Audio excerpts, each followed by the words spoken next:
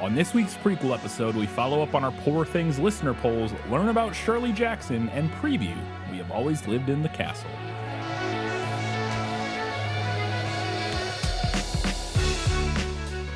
Hello and welcome back to another prequel episode of This Film Is Lit podcast, where we talk about movies that are based on books.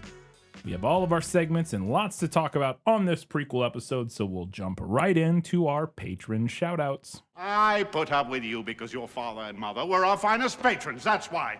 One new patron this week, and they're actually a returning patron at the $5 Hugo Award-winning level, Minty Cell. Welcome back, Minty Cell. Thank you for jumping back on and supporting us. Make sure you listen to that bonus content. And as always, we have our Academy Award-winning patrons, and they are Breens, Beans, and Peen, Eric, Harpo Rat, Nathan, Vic Vega, Matilde, Steve from Arizona, Ent Drought, Draft. I don't know how to pronounce that word, because that's a thing in Lord of the Rings, right? It's what the Ents drink, I think. I don't know. Because it's spelled like, is that pronounced draft? D-R-A-U-G-H-T? But don't quote me on that, fine people. But I don't think it's, so anyways, Ent Drought or Ent Draft, one of the two. Or maybe it's something Irish or something that I don't even know. Maybe there's a different pronunciation. Ent Drach. Teresa Schwartz, Ian from Wine Country, Winchester's Forever, Kelly Napier, Gray Hightower, Gratch, Just Gratch, Shelby's Inner Capybara Era, That Darn Skag, V. Frank, and Alina Starkov. Thank you all very much for continuing to support us. End Draft, I believe, was Paul before. They changed their name, yeah. I don't know why they changed it. It's interesting. Maybe they know something that we don't know. It probably has nothing to do with us. Probably a different thing that they're a patron for, if I had to guess, but who knows? All right, Katie, let's see what the people had to say about Poor Things. Yeah, well, that's just like your opinion, man. All right, well, spoilers. Most of our comments are on Patreon, so this is going to be a front-loaded comment section. Yes. But they're all long. Yes, and they are all long, so strap in.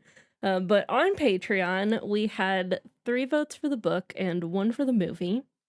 Kelly Napier said, I went back and forth a little bit on this, but I preferred the book to the movie. The twist at the end where she rebuts the entire story by saying what her husband says happened never happened is one of the most surprising things I've ever come across in a book. It's probably only second in my mind to flipping the page in Gone Girl and all of a sudden the story being told from the perspective of a very alive Amy. I found the last second flip of making it an unreliable narrator to make the whole tale even more absurd than it was to begin with. Was he telling what actually happened and she's lying? Was he lying and she's telling the truth? Who really knows? I absolutely loved the fact that the rug was pulled out from under me, and I was left wondering what the truth is, one or the other, or somewhere in between. You're left to decide for yourself. Rashomon. That's right. Is that the thing? I don't know what you're talking about. So there's a famous, I think it's a movie, but it's the same thing they did a little bit in like Last Jedi, but lots of movies it's kind of harkens back to the saying, there's the truth, your truth, my truth, and then the real truth is somewhere in between or something like that. The idea, I think in Rashomon, I believe is a Japanese film that shows like the same, I've not seen it, I just have heard it referenced. And it's kind of like a trope thing where you see the same thing from multiple perspectives and you're never really sure which one is like the real, like what actually happened, basically. Anyway, sorry, continue. Kelly went on to say, once again, I found myself watching the movie at work. And man, when she first discovered herself, you've never seen me hit the close button on my webpage so quickly. Please tell me we have some work-safe choices coming down the pipeline. Maybe. I'm not know. sure. I have no idea about what We Have Always Lived in the Castle. I don't know about that I mean, I wouldn't think that there would be like sex in that one. I could be wrong. Yeah, I don't know. I have no idea. I literally have no movie. Idea what happens in it at all. So maybe it wouldn't surprise me based on what I know of like Haunting on Hill House and stuff if there's some stuff. But anyways, Dune 2 is probably fine. Spoilers for the fact that, I mean, our patrons know we're already doing that, but eventually. That one, I can't imagine Yeah. There might be like a And sex scene, but it wouldn't be like explicit. I think it's a PG-13. Well, it's probably an R-rated movie, but it's not like. We are doing a like a romance in between We Have Always Lived in the Castle and Dune 2, but I don't think there would be. I don't know. I'm talking out of my butt right now. Yes. Anyway, we'll find out, Kelly. Sorry. It is Rashomon. Rashomon is a 1950 Japanese film by Kurosawa, actually, Akira Kurosawa. That is various people describe how a samurai was murdered in a forest. Every element is largely identical, from the murdered samurai speaking through a Shinto psychic to the bandit in the forest, the monk, the assault of the wife, and the dishonest retelling of the events in which everyone shows their ideal self by lying. So yeah, it's about how like everybody tells a different version of this story and Interesting. like, yeah, what it means about them and stuff like that. Well, now we've all learned something. Yep. There you go. Sorry. Kelly's last comment here was, I agree with both of you that people who got big mad about the movie either truly didn't understand or didn't take the time to even try and understand what it was about. It's not even overly nuanced. If you just take a few minutes to think about it, you'll get it. To all of those people shouting from the rooftops about misogyny and the patriarchy, in the iconic words of Taylor Allison Swift, you need to calm down. And then Kelly left another comment underneath her first comment that says, side note for clarity, I am not a Swiftie. Yeah. But- So, yeah. What? I mean, I was just feeling a little like an unreliable narrator there. Is Kelly a Swiftie? Oh, yeah. We'll who never knows? know. We'll never know. Rashomon. Yeah, I don't know if I would tell those people they need to calm down. I think they need to be better at media analysis. Like, it would be the thing. Like, I think a lot of times the people that are saying those things, like in particular from what I have seen, I think the person who wrote the Vulture, I think it was Vulture or Variety, I can't remember, Vulture review maybe, that was very critical of the film and calling out its misogyny and stuff like that. I think was coming from a place that I agree with, but was maybe just uncharitably interpreting the film. Yeah, I would agree with that. So, like, you know, I guess they need to come down in a sense, but I generally, I don't know, people calling out misogyny and the patriarchy, I'm not quick to tell them to calm down. Nor should you be. Yeah, for several reasons, but one, because I don't think they should calm down, but two, it's also probably not my place to make that call. But yeah, I think it is, and I'm maybe being a little uncharitable to what Kelly was saying here. My point being that I think they were coming from a correct place, and I think that their ire and the fact that they're worked up about it, I understand. I just think that it was, and I guess I agree in the sense that, like, take a breath, reflect a little bit on what the movie was maybe actually trying to say, and then maybe it's not what you thought it was potentially. I don't know. All right. Our next comment was from Nathan, who said, I think this one goes to the book. This is largely because I absolutely love the twist of Victoria's letter at the end.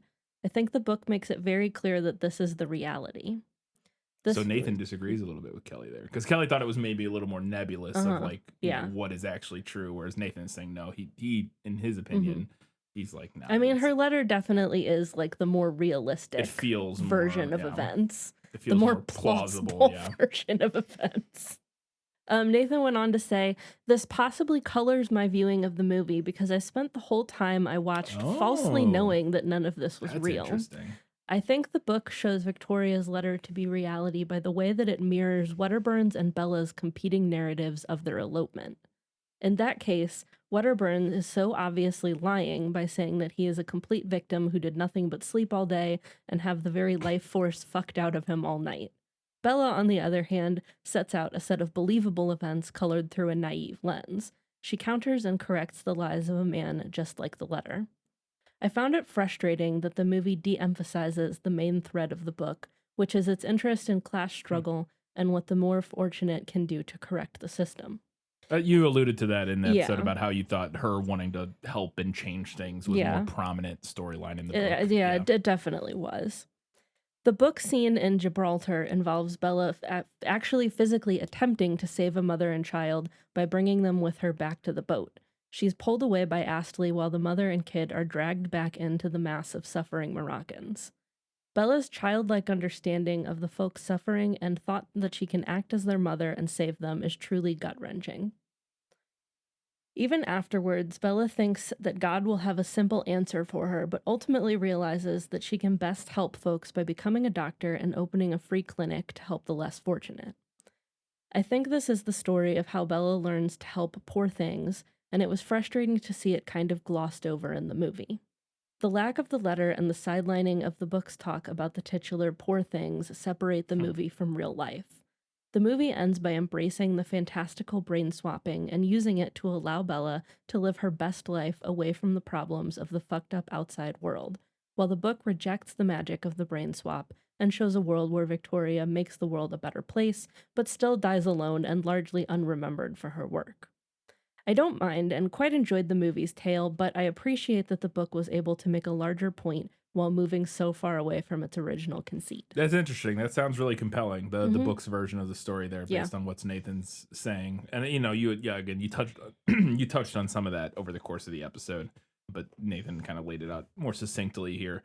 That's really interesting, and it's funny because he's talking about. It sounds like Nathan interpreted the title "Poor Things" as being a reference specifically to like the struggling lower class, the Moroccan, the people in Gibraltar or whatever, that sort of thing. Which is interesting because in just watching the film, my interpretation of the title of Poor Things was as a vaguely patronizing. It's never uttered in the film, but I almost interpreted it. I interpreted the Poor Things as Bella and what's her name? The other girl they created. Oh, Felicity. Like, to me, in the film, they were the quote-unquote poor things, but like that term being applied to them sort of patronizingly by like the men of the film, kind of, or some, I don't know. Like, I interpret, because the people she was helping and the class disparity and stuff wasn't as much of the focus of the film. I didn't realize, or I didn't attach the title to that. Yeah. So that's fascinating. Yeah. And that was not how I had interpreted the title, although I do think it's a very good interpretation. But my interpretation of it was also colored by I saw like a note somewhere while I was doing research for that episode that the title was in reference to the fact that the characters often refer to themselves and other people as things.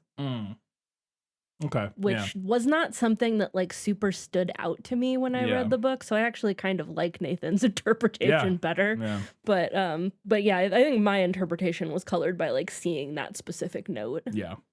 All right. Our next comment was from Steve from Arizona, who said, "While I certainly enjoyed both mediums, I have to give my vote to the movie. It's a simple reason, for I am a huge Yorgos Lanthimos. Did I say that right? Yorgos Lanthimos stan. At least I think. I've always heard it pronounced that way. Yeah. Yorgos Lanthimos stan, and I really felt his vision helped enhance the book.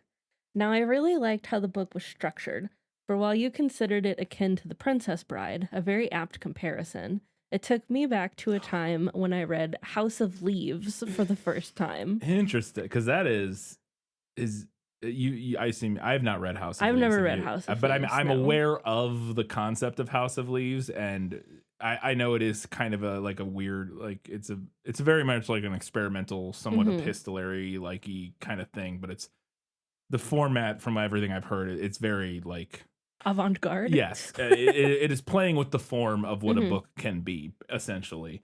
But it didn't really sound like, and I haven't read ahead in Steve's review here, but it didn't really sound to me like Poor Things really did that as much. But it is, Poor Things is epistolary, right? Yeah, Poor Things actually utilizes a lot of different kind of structures, which I think is a lot of there's a lot of epistolary elements in it. There are a lot of letters. The foreword is almost kind of structured like a letter as well, sort of.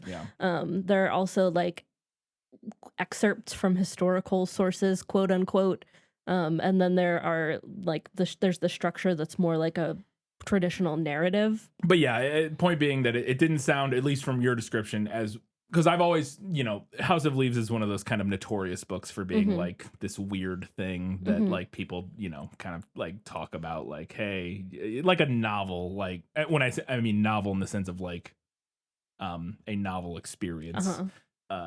Yeah, in the fact that it's very, uniquely constructed, and it didn't sound like Poor Things was as interesting as that potentially, but it is combining multiple different kind of styles, I guess. Yeah. No, I don't know. Like I said, I have not read House of Leaves, and I'm not overly familiar with it, so I could not say. Yeah. I know. But Steve obviously feels that there's a direct comparison here. And I could imagine that. Anyways, continue.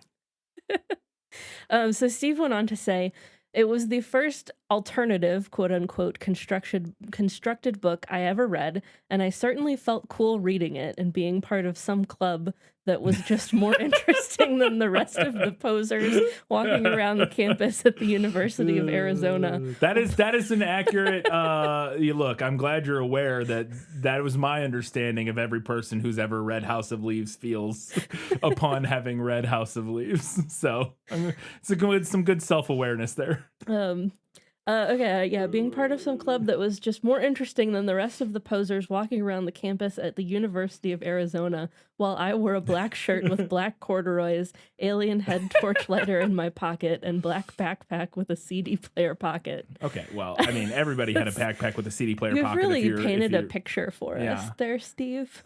I loved my CD player pocket in my backpack in high school. I was in high school, not college. I guess I think Steve's a few years older than us, but yeah. I honestly felt artistic and in the know reading Poor Things, so I enjoyed the nostalgia trip to the days when I was a know-it-all college dork. I loved all the oddities, from the self-portraits to the weird letter by Bella in the middle, the introduction, the side-by-side comparisons of Bible prophecies and modern applications to those prophecies, and the interesting appendix section as well. It felt like Alistair Gray went all in on a well-constructed world and fully unique reading experience. Now I'm a know-it-all adult, so to speak, and I appreciate the oddity of Lanthimos' eye-pleasing spectacle. I honestly never liked Emma Stone in any of her movies, so I was rather surprised in her performance and enjoyed the maturation process of her acting acumen within the film as her character becomes more worldly. I don't know if I've ever seen Emma Stone in something and not thought she was good. Yeah, I like Emma Stone. I've not seen every single thing she's been in. No, obviously not. But I'm trying to think of a single time I've seen her in something and thought she wasn't good, and I can't think of anything. Like, she's great in Superbad. It's a obviously very different movie, but even in Superbad, she was really good. It was one of her early roles. She's great in Easy A. She's Love great. Easy A. Yeah. I'm stumbling on some other, but like everything I've ever seen her in, I've liked her in. Obviously, those roles not nearly as very different from this role. Probably not as complex or layered as the role in this film is. But again, I've always thought she was good in everything I've seen her in. Steve went on to say, the idea of turning a rather Victorian adjacent novel into a bizarre and colorful steampunk spectacle was genius, allowing the filmmakers to utilize any weird idea they thought would enhance the film. My take on the fisheye lens was maybe meant to jolt the viewer back into refocusing on the film. I feel so many times people stare at film but never actually examine it, so an odd use of lens helps. So to like remind us that we're in the movie, I guess. I don't know if I buy that. I mean, maybe, but I don't know. With this sort of film, that I guess I could see what Steve's saying. I'm not sure that it did that for me, other than to remind me that I was watching a film, which I don't know. I think that might be what he's saying, though. But that doesn't feel like what he was saying there. To me, he said, my take on the fisheye lens is meant to jolt the viewer back into refocusing on the film. So many times people stare at a film but never actually examine it, so an odd use of lenses helps. To me, that reads as, and maybe you, Steve, feel free to comment on this. To me, that reads as Steve saying that it's to try to jolt the viewer into actually like engaging and analyzing the film, like kind of how we do on the podcast, as opposed to viewing it passively. Whereas my interpretation, or not interpretation, but what I was just talking about, which is a slightly different thing, which is that to me it reminds you that you're watching a film, which actually kind of removes you from the experience. I guess it does similarly jolt you into like, it does similarly like kick your brain into like thinking about what you're watching, but in different ways, I feel like. Yeah. Whereas what Steve is saying is like, hey, you know, oh, this is weird. Why, think about why this is happening. Whereas to me, it's like, oh, this is weird. This is, I like, reminder you're watching a movie. I guess they're similar. I feel like there's trying to draw. There's like a hair shade of difference between those two things. And it's probably just going to depend on you as a person. Yeah. Because I mean, ultimately, the outcome is similar in that it kicks your brain into thinking about what you're watching, whether or not that. I guess my point was that what I was saying is that it can kind of almost take you out of the experience, but taking you out of the experience thus reinforces the analyzing, or thus kicks you into a place where you're analyzing the fact, or you're thinking about the fact that you're watching a movie, which ultimately ends up in the same place as what Steve is saying. So I guess I am splitting hairs. We did in fact try to analyze it. Yeah. I don't know. It feels meta in a way that doesn't really say a lot to me necessarily. Because I guess my point was that I don't know what jump starting my brain to remind me that I'm watching a movie. I don't know what that necessarily does with this, other than here's what would have worked. And actually, I think if they had done the ending, the other ending, the letter, if they had done the unreliable narrator, she writes a letter that says actually none of that happened. Here's what actually happened. It's nothing like what my husband said. If the film had included that, then I think these moments kind of kicking you back out of the narrative and making you realize you're watching a film, and because a film inherently is a biased telling of events. That's what every film is.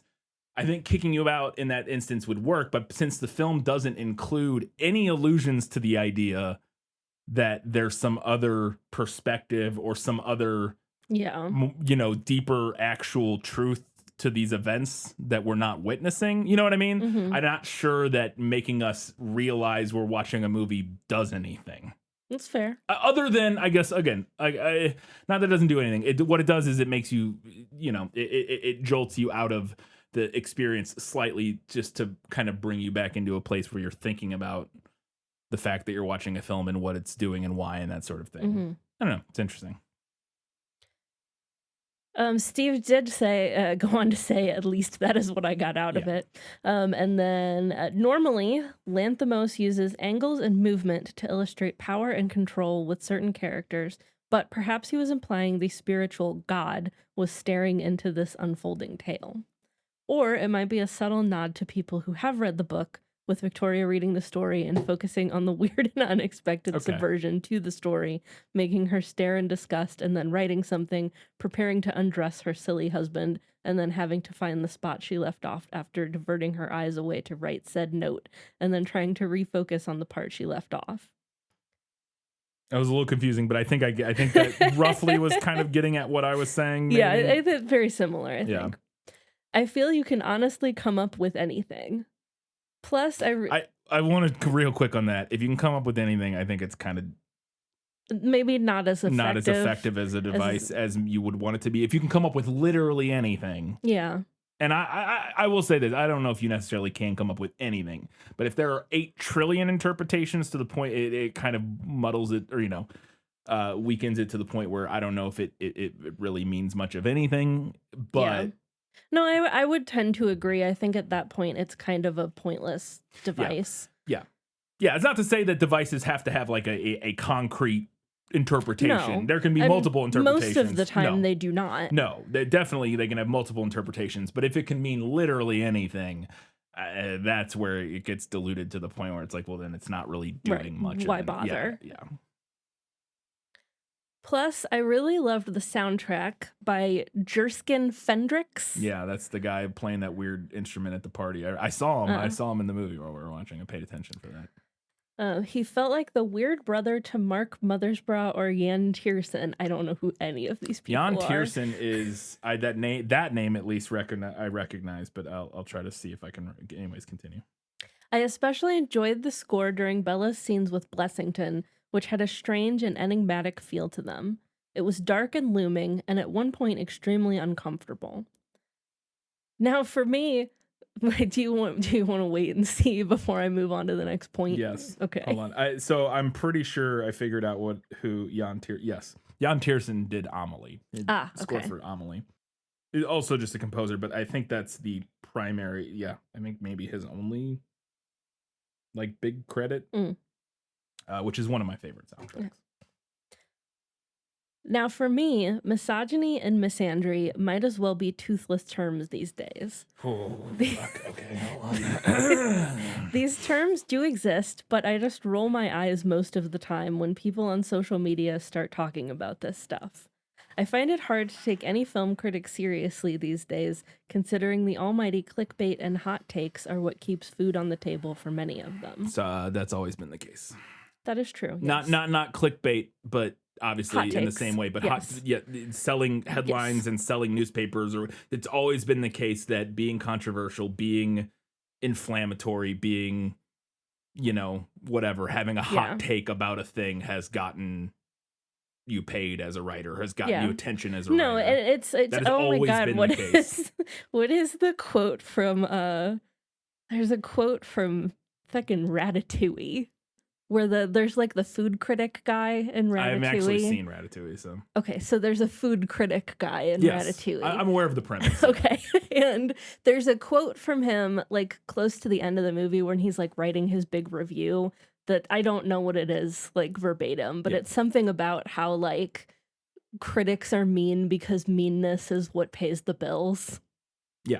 Yes. Yeah. And again, I will agree in the sense that it's amplified by the internet and stuff. Like a lot of these things have all been of things are amplified, dialed up and amplified by the internet, by social media. But I don't think fundamentally it's really that different from the way things have always been. It's muckraking and yellow journalism and blah blah blah. All this stuff has always existed and has always been the most popular thing. Tabloids, all that stuff has always been the most popular forms of, like popular journalism and writing and stuff like that. And I don't think it's really any different in modern, the fact that you see these like clickbait articles about like how poor things is sexist or whatever is, I don't think it's fundamentally different from the way people were writing reviews about Wizard of Oz back in the day. Like some people, because obviously because even nowadays they're like very measured, normal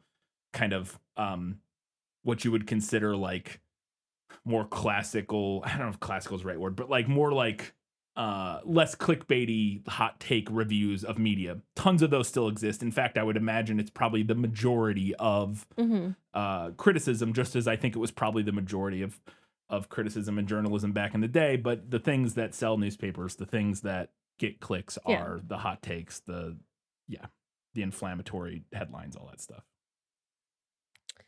Now it's pretty presumptuous of me to downplay the opinions of others, but as I keep getting older, I see the very idea of film study and critique losing its depth. I understand the viewpoints, but it can be honestly twisted in any direction. Always been the case.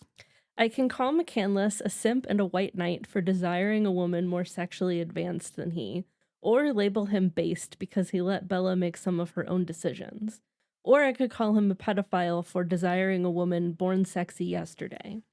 I could even say Blessington is a misunderstood alpha male in a liberal woke hit piece against traditional gender and marital roles. Yeah, you could say all those things, and people have. And because those are different ways to interpret the film. I'm sure I'm wrong on this nihilistic viewpoint, me thinking that online critical analysis is just a public forum for fake outrage and discourse. But I'm a cynic, much like Mr. Astley, which you can probably guess was my favorite character from the book. So I don't think you're entirely wrong. I think it's very, very much the case that some online critical analysis is just not very good. Well, not only not very good, is literally like disingenuous and farming clicks by by fake outrage and discourse and stuff. Like I think that's very much the case, but I don't think that's a new thing. I think it's No. I think that's always been the case. I think there have always been people who have been controversial for the sake of controversy because that's what gets attention. I think maybe those things are more amplified now, or it's easier to see those things now because of the way the internet delivers that stuff to you and all that sort of thing. But I don't think it's fundamentally different, and I don't think it's the same way I feel about movies. Anytime I have a really I really disagree with the rose tinted glasses that Steve, I'm going to call you out specifically here, Steve, tends to look at the world through. I don't think the world is that fundamentally different of a place now than it was a long time ago. It has gotten better in ways, it's gotten worse in ways. But I think fundamentally the focusing laser focusing in on because the sentence that's kicked this all off was as I keep getting older, the very idea of film study and critique is losing its depth, or I see the very idea, and I just disagree with that entirely. I think it's just as deep, just as interesting as it's always been, but there's more of it. So yes, you have to go find the interesting, deep things, but that's always been the case. Now it's easier to find because you can literally just go on YouTube and find incredibly in-depth wonderful video essays about whatever movie you ever want to talk or you ever want to see for free, like assuming you have an internet connection or whatever, or something to watch it on. Whereas before you had to hope you could find a magazine or a newspaper or whatever that had a really compelling, interesting critic who was writing a really good thing.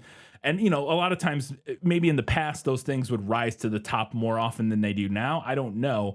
But I think there's more of it now because the barrier for entry is lower. So like everybody has a hot take. Everybody has we're an example of that. Like we're two people with a podcast, and I have a YouTube channel and all that sort of stuff that 50 years ago, most people wouldn't, an average person wouldn't have or wouldn't have access to. But I think fundamentally that media analysis, media critique is just as good as it's ever been, and better in some ways, but yes, I think there's more garbage out there, but I don't think that's a reflection of a decline in like the fundamental quality of media analysis. I think it's merely an inflation of the amount of it. I agree. What I was going to add to this is that, like you said, there's a lower barrier to entry. Now we have the internet, anybody can start a podcast or start a YouTube channel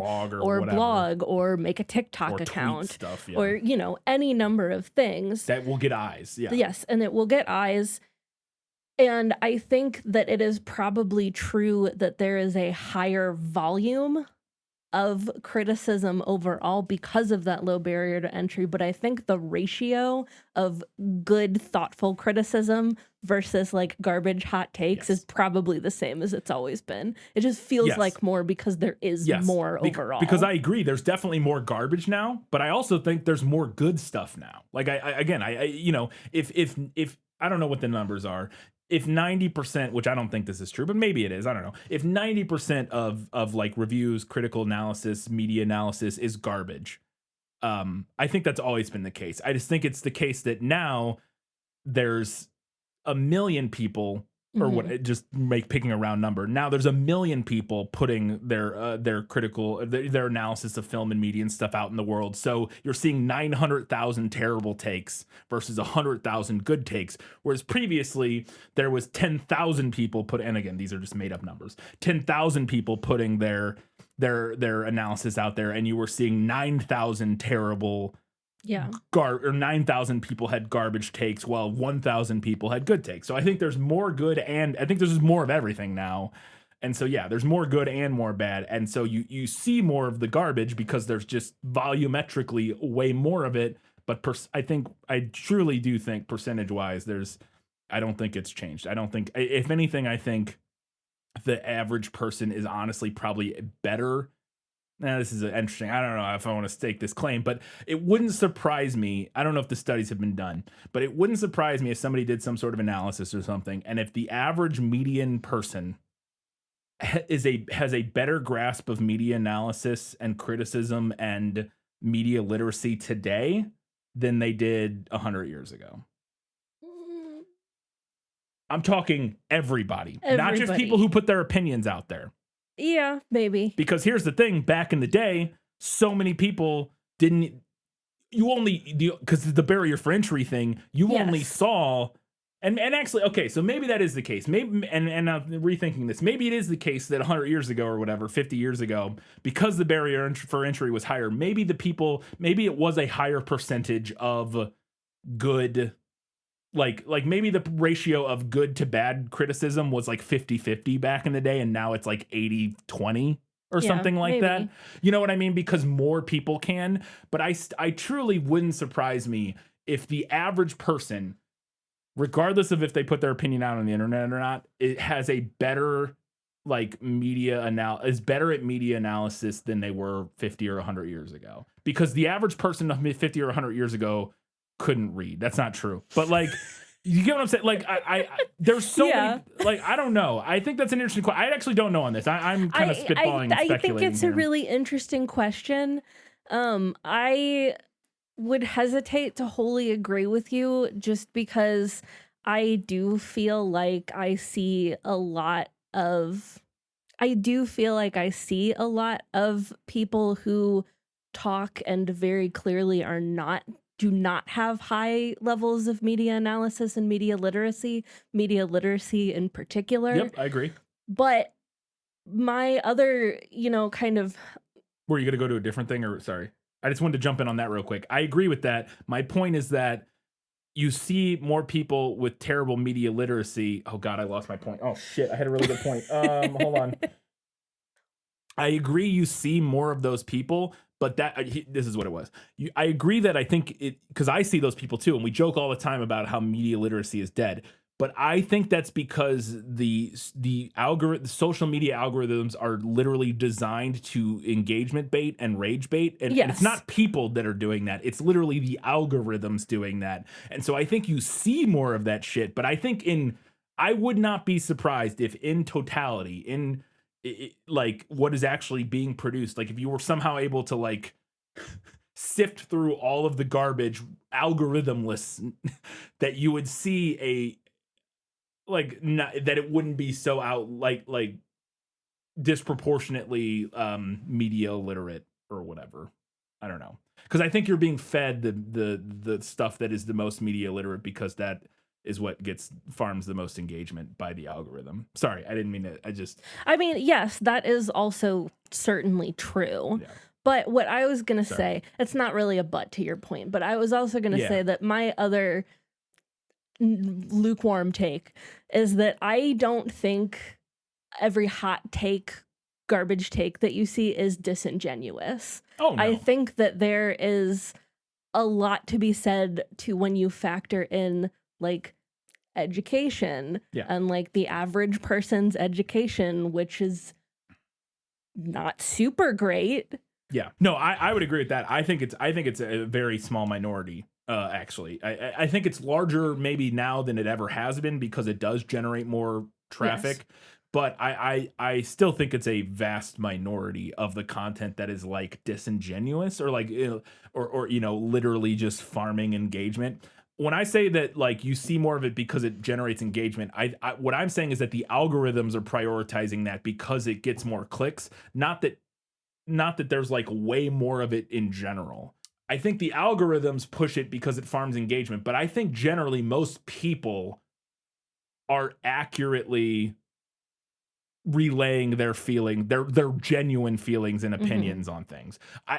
There are definitely people out there that are just rage baiting and engagement baiting, whatever, totally exists. And it's not even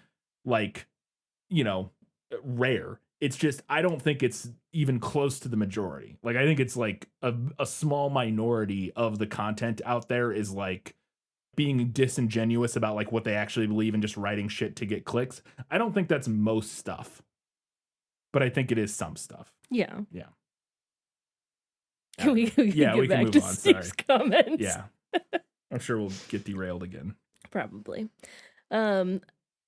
Okay, so Steve went on to say, I laughed over the outrage some right-wing blogger had about kids witnessing a sex scene in the movie. Oh yeah, I saw that too. Even though it was quite obvious they were not even in the same room, probably shot on a different day and stage. But heck, the blogger knew their audience was never going to watch this film, so might as well take a shot at Hollyweird and embellish in the outrage. Absolutely, that scene where the kids are watching her have sex they're very clearly they're not in the same room. Seeing that. No. My overall take is pretty much the same as yours. It's more of a deconstruction of the Born Sexy Yesterday trope and a coming-of-age story, so to speak.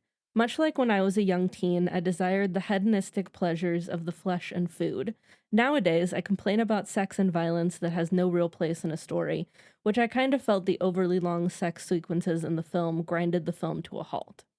I mean, give some credit to Emma Stone, for as a very hands-on producer, she let that stuff stay in the film. I think people forget the fact she had a pretty sizable role in the making of the film, while concluding this film was the result of the male gaze. We talked about that in the prequel specifically. Yeah. I played her quote about that. Yeah. I apologize for the overly long review, but this was a top 5 film for me this past year, sharing various spots between Oppenheimer, Perfect Days, The Zone of Interest, and The Holdovers, depending on how I felt some days. I'm glad you took a look at it, and it's always welcome to hear intelligent people take a stab at dissecting an interesting story. Anyway, thanks for the review. Yeah. It's interesting. I don't know where I would put it. I haven't actually seen any of those other movies, so I couldn't compare it to those. I desperately do want to watch Oppenheimer and Zone of Interest and The Holdovers actually. I don't know what Perfect Days is, but I do want to watch those, but I did not, as I kind of mentioned in the episode, I did not enjoy it nearly as much as I thought, and I would not put it, like, I was expecting to love it and to put it amongst some of my favorite movies that I've seen in the past 5 years, and it didn't. I don't think it even cracked the top 10 of my favorite movies I've seen. I thought it was fine. Yeah, it was like a perfectly fine, good movie. Yeah, it just didn't make a lot of an on impact. Its own. Yeah, it didn't really make a lot of waves for me personally. It didn't stick with me, and I could rip off like 5 movies easily that I thought over the last 5-10 years were like way more memorable than that. So. All right, I believe this is our last comment from Patreon, and it is from Minty Cell, who said, "Okay, I had to finish listening to the episode before coming here to comment. I always wanted to subscribe again, but went through a bit of a financial rough patch. Thanks, vet bills. Hear that. When my cat got sick. Hope your cat's better. Heard. I hope, hopefully, not. That can go several ways. We've been there, so yeah. But here I am again because I desperately wanted to comment on this movie. I have a lot of feelings about this movie. It was my favorite movie of last year. It made me so happy. The visuals, the story, the characters, and yes, the sex scenes, they made me happy. A little disclaimer that I haven't read the book, so this comment is about the movie and my feelings regarding the discourse that surrounded the movie. A bit of background that I am a librarian by profession, and I work mostly with comic books. I'm sure you've heard of the shit show that book banning and censorship for librarians has been in the past 2 years. Yes, absolutely. That has even reached our hometown. Yes. Has it? Did I miss something? Yes. There's something going on right now? There are coalitions. Really? Opposing coalitions. Friends of the library, and I don't know what the fuckwads I knew there was a themselves. Friends of the Library group, but I didn't realize there was a... Yes, the Friends of the Library are opposed to... as far as I understand it, it's a group of people that primarily don't even live here. It's always the case. Yeah, who are trying to get books taken off the shelves. Anyway, familiar story here in America. We should raise money for Friends of the Library or something. I didn't realize that was a thing. I hadn't really heard I don't about know this. a ton about it. I just heard about it by way of another person. Yeah. Anyway, Minty Cell went on to say, and so my opinion on this is very colored by these experiences. I've also been in fandom spaces for 15 plus years, God bless Soldier, and I've seen them devolve into harassment-filled cesspools where queer kids yell at other queer kids for writing the wrong kind of gay person or the wrong kind of gay smut. Yes. I tell you guys this because I think it really shows the place I'm coming from with my thoughts. Yeah. Without further ado, here they are. The discourse surrounding this movie to me is indicative of a bigger problem online of deep puritanical thinking couched in leftist language. Speaking my language now. I've seen it grow and grow for years now, from my Tumblr days to Twitter and to the mainstream. And as a queer person, I feel dismayed and horrified that it has been allowed to grow so much. I see it in people claiming sex scenes serve no purpose in film, and people saying kink doesn't belong at Pride, that all queers should be family-friendly, and it bleeds into even bigger issues where politicians feel comfortable saying that a YA novel with a mild age-appropriate sex scene is child pornography, or that even mentioning a character as gay in a comic book or novel is also child pornography. And even further in TERF ideology that wants to claim the trans body, especially trans female body, is inherently sexual and anything trans bodies do is a predatory attack on the rest of society. All of these stem from the same source, and while most of the sex scenes in Poor Things are of heterosexual sex, they still suffer from this puritanical thinking. So to me, that just raises even more alarms about what queer sex suffers in our overall societal consciousness. Of course, I'm not claiming that Poor Things is a perfect movie entirely without critique, or that the sex scenes in it were perfectly executed, but the response to them is just a mere symptom of a wider problem that makes me worry for the future. Meanwhile, the mere existence of the movie gives me a little hope that movies are still willing to put human sexuality front and center in all its messy, complicated facets for audiences, and that audience want to see that as well, if Poor Things' good reviews and audience scores are anything to go by. I'm constantly disgusted that we live in a culture where a woman getting eaten out and having orgasms gets more think pieces about what's wrong with society than the violence we depict in media. We've come to accept a head getting chopped as normal, but sex is something that needs to fade to black or not be shown at all. And this bothers me, and I feel it should bother other people. This isn't to say I don't like violent scenes in movies, TV, because it's not about that. It's about how one is more accepted than the other and how fucked that is. I see it at my job all the time. I would warn a parent that a particular comic book is too violent, and sometimes the answer is, I don't care, but is there sex? It blows my mind every time. By the way, that review that said we never see period blood.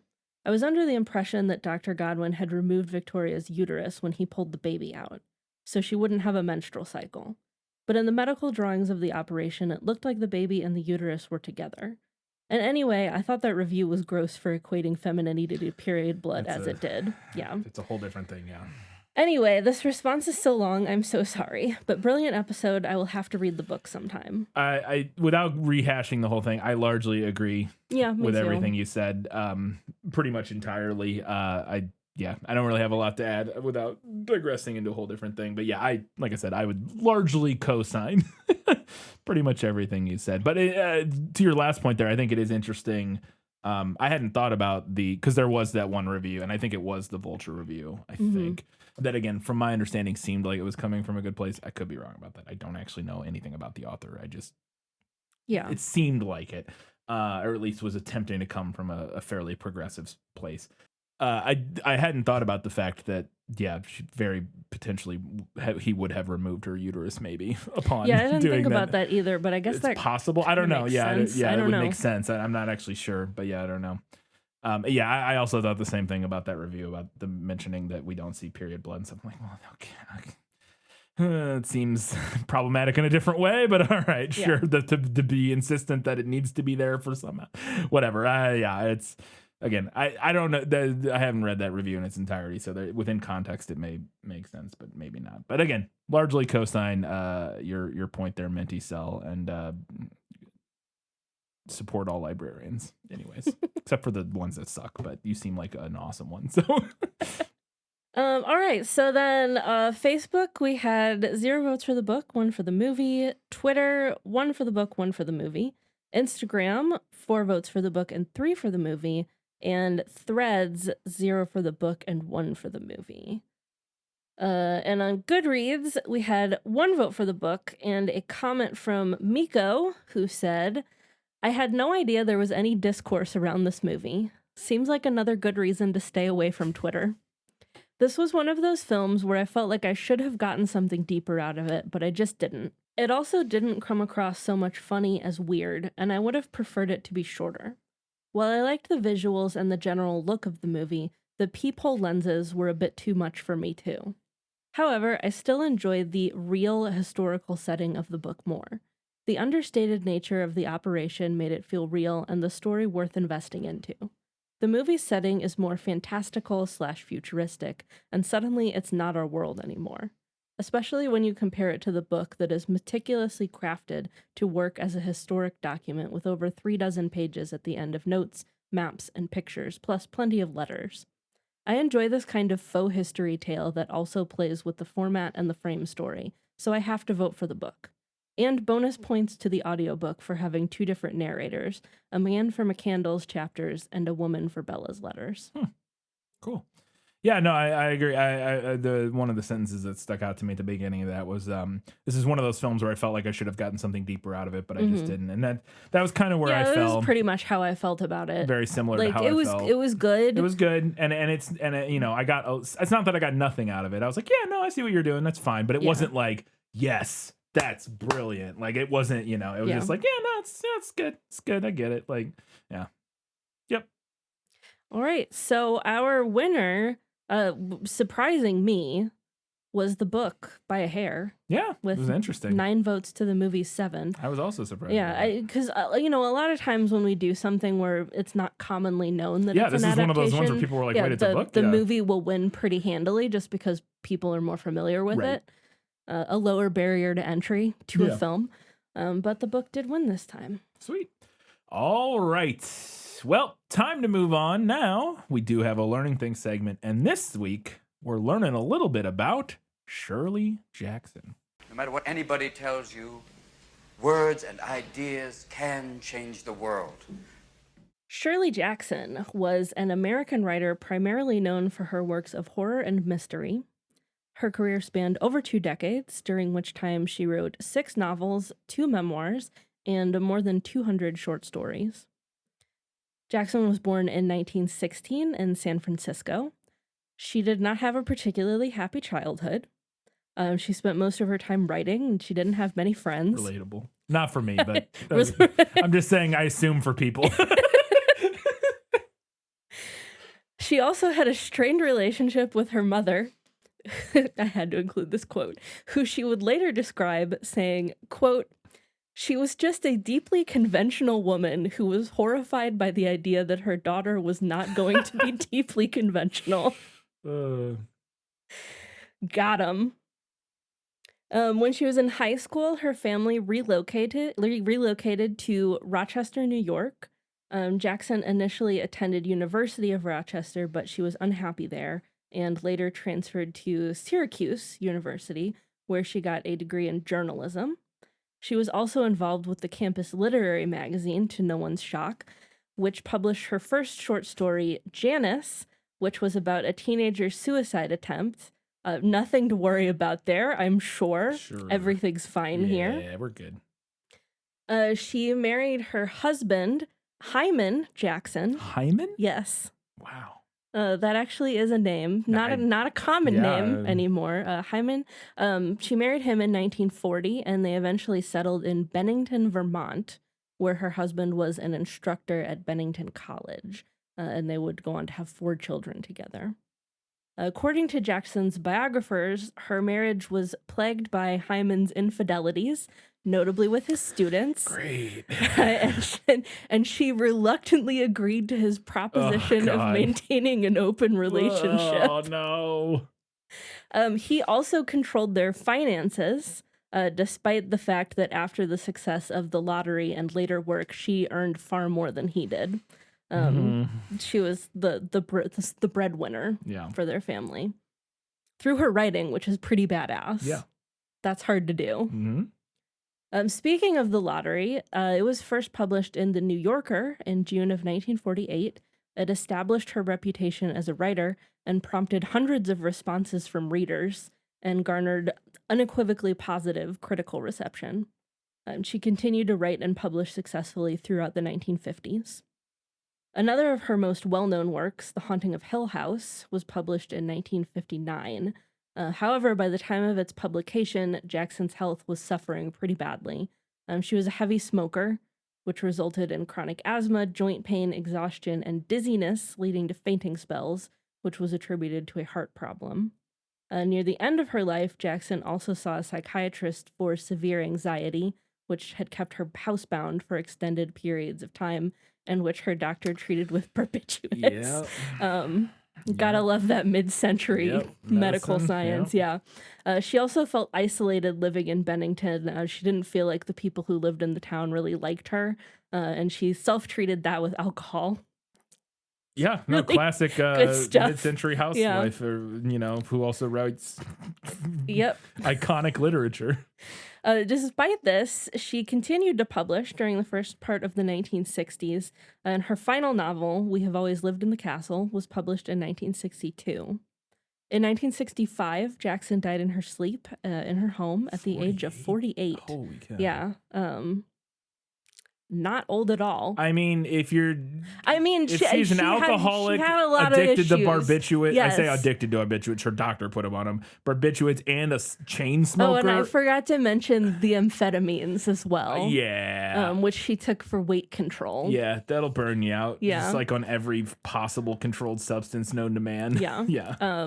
Her death was attributed to a coronary occlusion due to arteriosclerosis, whatever, or cardiac arrest. Yeah. Today, Jackson is considered to be a staple in Western canon. The Haunting of Hill House is often cited as one of the best ghost stories ever written, and you can still find The Lottery on many a high school literature syllabus. Yeah, although neither of us read it. No, neither of us have read it, but at this point, I'm afraid to because I know how it ends, and I feel like having the ending spoiled I might don't know anything take about away it. the effectiveness of it. Yeah. Anyway. In 2007, the Shirley Jackson Awards were established, and they are awarded for its outstanding achievement in the literature of psychological suspense, horror, and the dark fantastic. Wow, the dark fantastic. Yeah. And my last note here, I thought this was really fun. Jackson has been cited as an influence by a diverse set of authors, including several TFIL alums. Stephen King, obviously. Yep. Neil Gaiman. Yep. Richard Matheson, who wrote I Am Legend and A Stir of Echoes. Sarah Waters, who wrote Fingersmith, which was adapted as The Handmaid. Yeah. And Joanne Harris, who wrote Chocolat. Huh. There you go. Yeah. Very interesting set of people. Yeah, for sure. And some which make more sense than others. Yeah. On paper. Yeah. All right, that's a little bit about Shirley Jackson, but now we're going to learn a little bit more about her final novel, We Have Always Lived in the Castle. My name is Mary Catherine Blackwood. The Blackwoods have always lived in this house, and we will never leave here, no matter what they say or what they do to us. Never.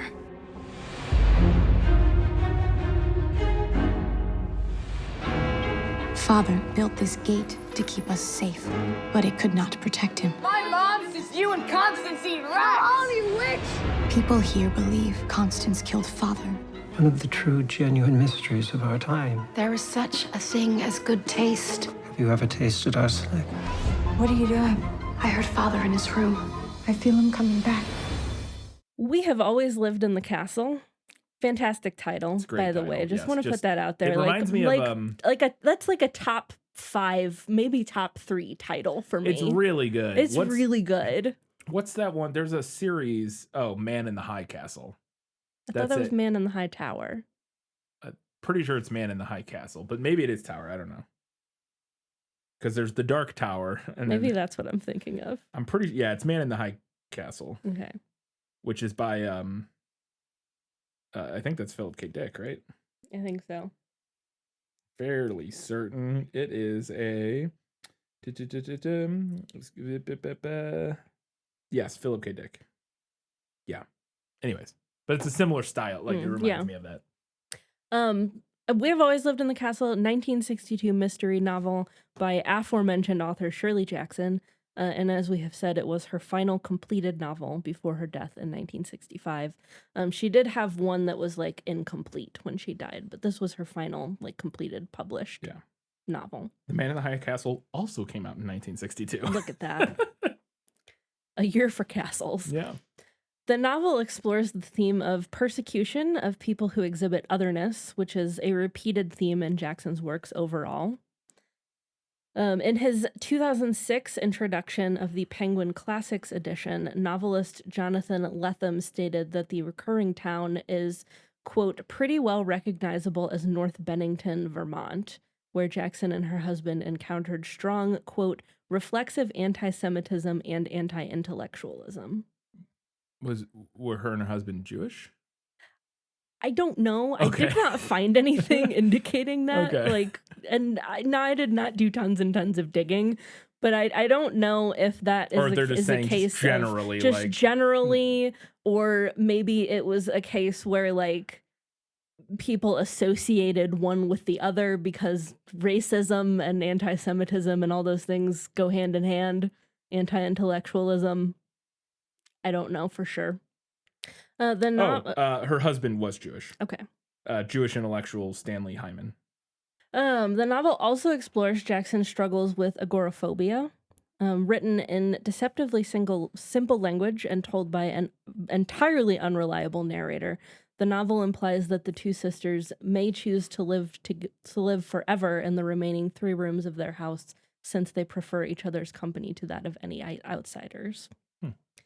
We Have Always Lived in the Castle was named by Time magazine as one of the 10 best novels of 1962, and the lead paragraph has been called the best opening paragraph of any novel. Wow.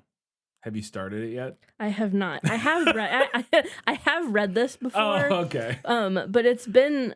That's a lot of hype to lead. I would be hard pressed to open it for the first time and be like, it's so much anticipation. My final note here is that aside from the 2018 film that we'll be discussing, the novel was also adapted as a stage play in 1966 and then again as a musical in 2010. Mm-hmm. I cannot imagine a musical version of this, but go off, I guess. But to your question, I have read this before. I read this, I want to say, I think it was like pre-podcast, but like shortly before we started doing the podcast, like 2016, early 2017 maybe. Okay. And I really enjoyed it, but I remember very little about it. Okay. So I'm very excited to revisit. Sweet. All right. Well, now let's learn a little bit more about We Have Always Lived in the Castle, the film. Mercat, it's our cousin, Charles Blackwood. He looks just like Father. Has he said anything about leaving? He's our cousin, and he'll go when he's ready. His presence is a strange new spell. We have many plans to make. That chair is my dead brother's chair. I'm going to put death in all their food and watch them die.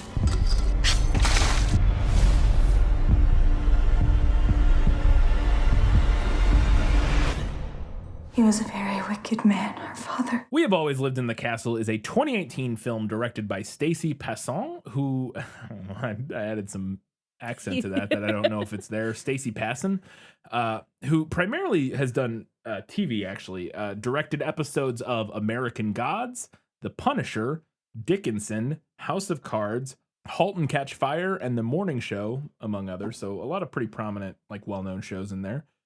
And has done a couple films before that, but those were like the films it was a couple like small films that like independent films that nobody had ever heard of, I think.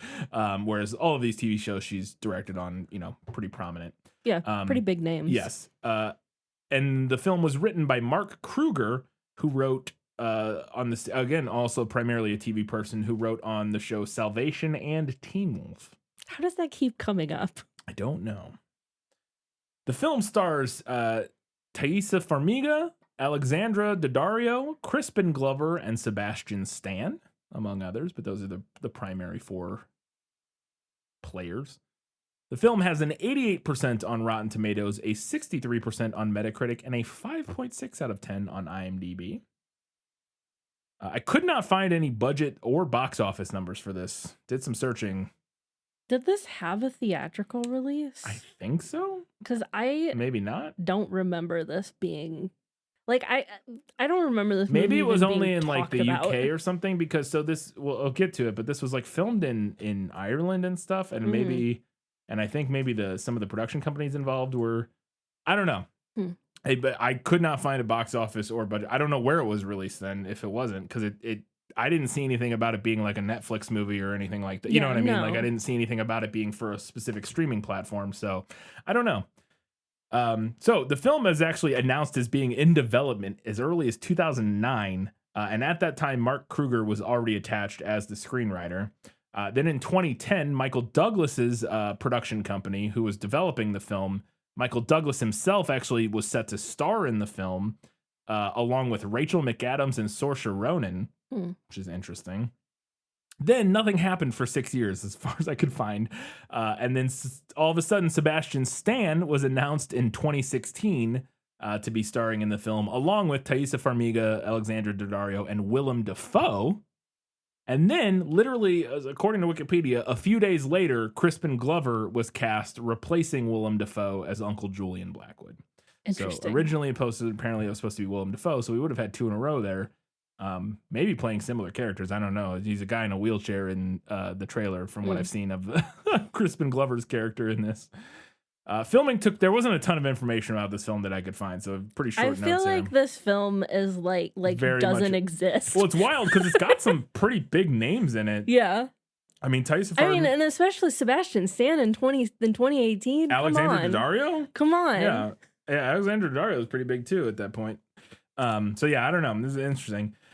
But and Taissa Farmiga has been in quite a bit of stuff over the years. She's in a bunch of American Horror Story and Scream Queens, I believe, or whatever it was called, was like her big thing. It was like a TV series, like a horror TV series. And Crispin Glover is Crispin Glover, who's in Back to the Future and then all of the weirdest movies you've ever seen other than that, pretty much.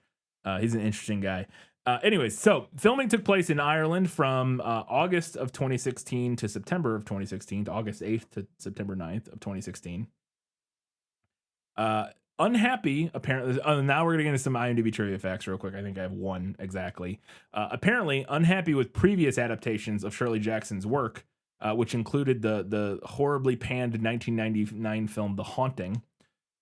Jackson's eldest son, Lawrence Hyman, worked as a producer on the film to ensure that the film kept the book spirit. Basically, was very involved to make sure that the film was, a good adaptation of his mother's work, his late mother's work. I'll be the judge of that, Lawrence. And then getting into some reviews, which there were literally none on Wikipedia, which was kind of wild. So I went to Rotten Tomatoes and read some of the blurbs from both the positive and negative reviews on there, which it did get quite a few. There was like 70 reviews from pretty mainstream things. And it was wild to me that none of them were on Wikipedia, because they always are, and none of them were. Keith Garlington, writing for Keith in the Movies, said, quote, "It's a well-made gothic thriller with a surprisingly rich human element."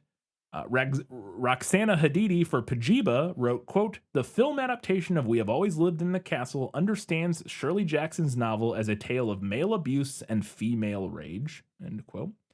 Rachel Leichman, writing for the Mary Sue, said, "We Have Always Lived in the Castle is visually stunning, a fresh look at the Shirley Jackson story, and has a slow-building dread that will stay with you." Then Jennifer Zalay, I'm not sure how to pronounce that, Szalai, writing for the New York Times, said, quote, "Under Stacey Passon's precise direction, this gothic fable of isolation and violence expertly treads a fine line between tragedy and camp." Courtney Howard for Variety said, quote, "Passon sharply channels the author's atmosphere of dread, paranoia, and isolation, making the past feel prescient." And then a couple more negative reviews. These were rotten reviews on Rotten Tomatoes.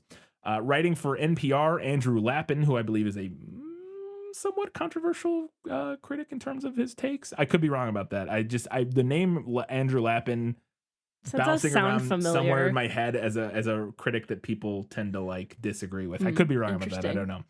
Again, it's just like in my head somewhere. I think that might be the case. Said, quote, "Passon makes the creepy stuff too low-key, less a case of building dread than growing impatience," end quote. And Robert Abel, writing for the Los Angeles Times, said, the movie, though, which was adapted by Mark Kruger, is all surface polish and play-acted oddness, from the cloying symmetry of the stalely composed shots to the cartoonish depiction of some awfully complicated, nigh perverse family relationships. All right.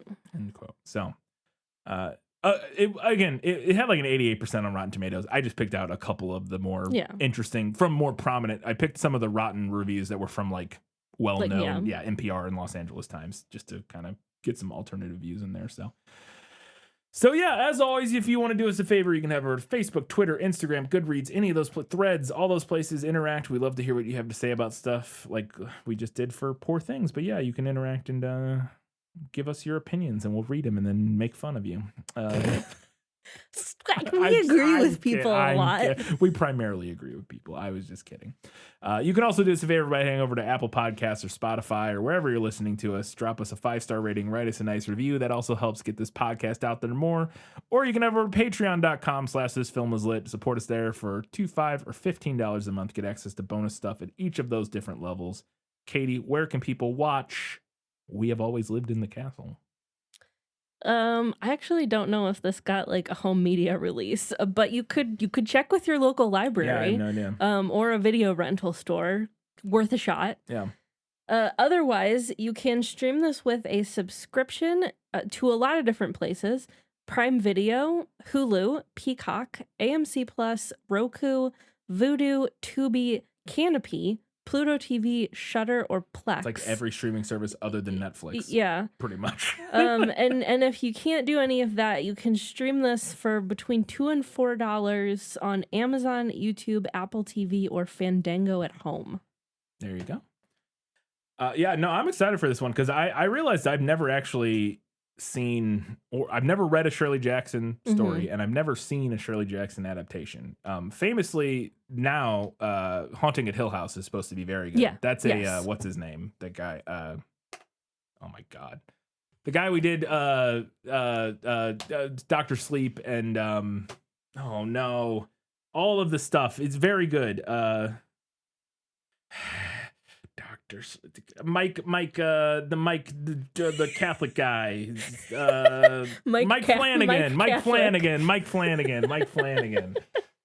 He's done Haunting at Hill House. He did the Midnight Society, Dr. Sleep. The one that I really liked that was about the I don't want to say what it's about because it's a spoiler for that series, Midnight Mass. Great series. If you have not watched it, it's on Netflix. He did The Haunting of Bly Manor, which is supposed to be very good. He did The Fall of the House of Usher, which we wanted that just came out recently that we were talking about watching. He did Hush, which is a great movie that I really enjoyed. He did Gerald's Game, which is I believe maybe down on the docket somewhere eventually. Ooh, maybe. Way in the future. Spoilers. Sorry, way in the future. Which is another Stephen King, right? Yes. Yeah, adaptation. So yeah, Flanagan is kind of like the modern horror auteur, like the go-to guy for the most part. And he wasn't involved in this one, but he's done some other Shirley Jackson stuff. And but I haven't seen it. So yeah, I'm really interested to check this one out. I am fascinated because, like I said, I really enjoyed the book when I read it a handful of years ago. Excited to revisit that, and I'm just boggled at the movie because I feel like it doesn't exist, and it has like a hell of a cast. No, it's a really great cast. The director's interesting. Again, she primarily worked in TV, but like good TV, has directed a lot of really good TV. The screenwriter's not really done much of anything other than some TV stuff that were like not really good TV from what I know. Like I don't know. Very interested to see what this is and how it shakes out.